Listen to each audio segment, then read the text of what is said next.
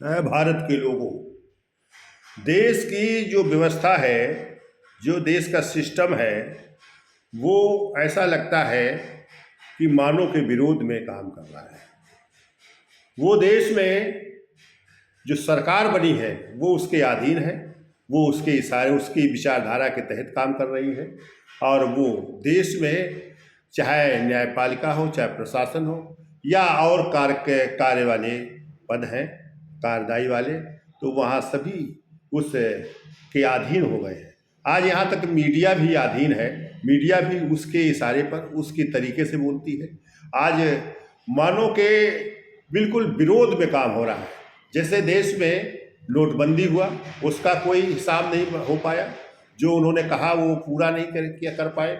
आज जो घोषणाएं उन्होंने किया है, जो लोगों को काम देने की बात कही है, जो लोगों को विकास से जोड़ने की बात कही है, वो सब झूठी और जुमला हो गया है। तो ये इसलिए कि देश में हम सभी लोग एक ऐसी विचारधारा के तहत हम उसके अधीन हो गए हैं कि हम उसे को स्वीकार कर लेते हैं। आज समाज के विकास के लिए, समाज के सम्मान के लिए, लोगों के लिए जो ताकत बनती है, वो ताकत जब बन के जाती है तो वो एकाधिकार हो जाता है और वो अपनी श्रेष्ठता के लिए काम करने लगता है। वही मनुवाद का सिद्धांत ही वही है जो अपनी श्रेष्ठता के लिए काम करें।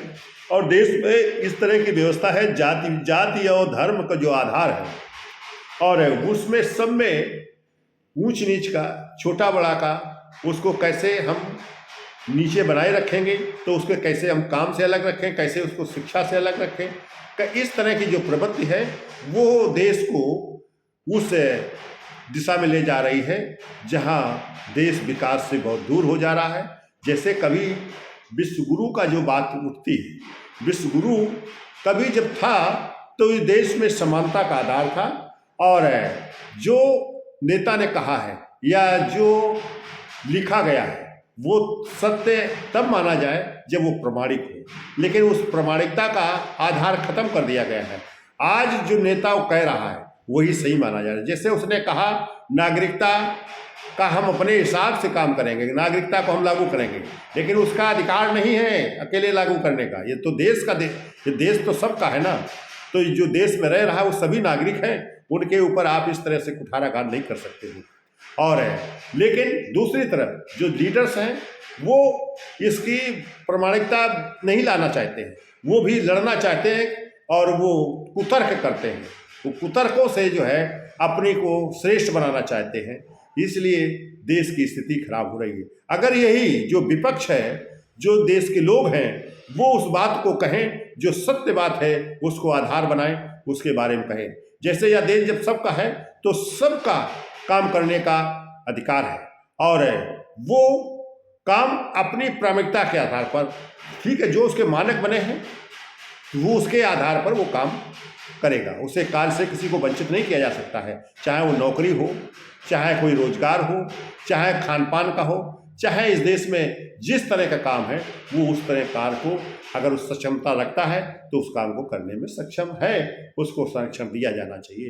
लेकिन ये देश में नहीं है, बल्कि उन्हें जाति और धर्म के आधार पर उन्हें काम से रोका जाता है, उनको अलग किया जाता है, उनको शिक्षा से रोका जा रहा है। उनको जो है आरक्षण की जो व्यवस्था थी गवर्नमेंट ने की कि भाई जिन्हें हजारों साल से नहीं लाया गया है, हजारों साल उनको मौका नहीं मिला है, तो उनको मौका दिया जाएगा। तो उनको आज तक जो उनको परसेंटेज था वो की पूर्ति नहीं हुई, लेकिन उसको कैसे रोका जाए, उसमें कैसे भेदभाव किया जाए, उसमें जातियों में जातियां बना रहे हैं, जातियों में जातियां बना रहे हैं, और उसको किस तरह से एक दूसरे से विवादित करके हम कैसे उनके हकों को हम अपने इस्तेमाल करें। तो आज जो कभी 5% पर 10% पर रहा करता था, आज वो 80% पर काम कर रहा है।